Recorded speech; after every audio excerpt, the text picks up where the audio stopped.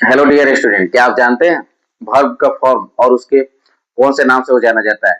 नहीं जानते हैं तो चलिए अभी जानते हैं। टेंस टोटल के टोटल डिपेंड है क्या चीज है? वर्ब के फॉर्म पर डिपेंड है। कौन सा वर्ब सिंगुलर होता है, कौन सा प्लूरल होता है, इन चीजों को जानते हैं, समझते हैं। चलिए देखते हैं। जैसे मैंने यहाँ पर लिखा है tense. Tense is the grammatically form of time.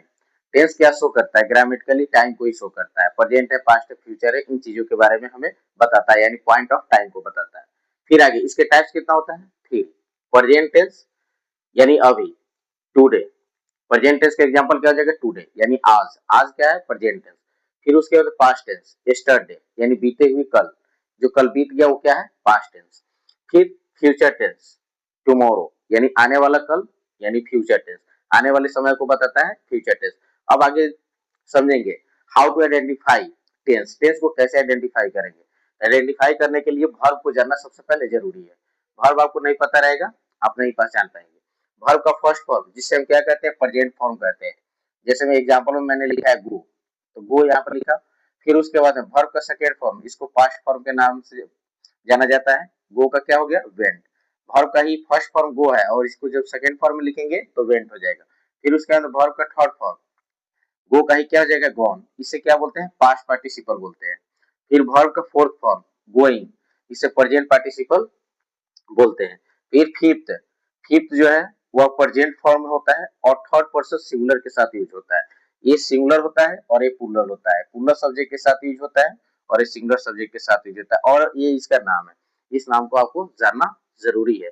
फिर आगे फर्स्ट फॉर्म किसके साथ यूज होता है? जो प्लूरल सब्जेक्ट होगा, जैसे I, we, you, they and plural name.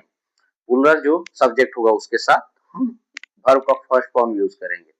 फिर आगे वर्ब का fifth form he, she, it and singular name, यानी सिंगुलर सब्जेक्ट। वर्ब का फिफ्थ फॉर्म होगा, उसे सिंगुलर सब्जेक्ट के साथ यूज करेंगे। तो ये हुआ, इन नामों को जानना आपको जरूरी है। अब जैसे हम यहाँ पर अगर लिखते हैं एग्जाम्पल के तौर पर, जैसे यू, यू क्या चीज है? यू के साथ क्या करना है? वर्ब का first form. You write a letter, तुम एक पत्र लिखते हो। फिर आगे वर्ब का fifth form she writes a letter. अब देखो यहीं पे यूज किए, सी राइट्स अ लेटर। ये सी क्या है? थर्ड पर्सन है, और ये क्या है? सिंगुलर है, सी यानी एक। तो इसके साथ हम क्या यूज करेंगे? वर्ब का फिफ्थ फॉर्म यूज करेंगे। Thanks for watching. डिटेल के लिए चैनल पर जाइए।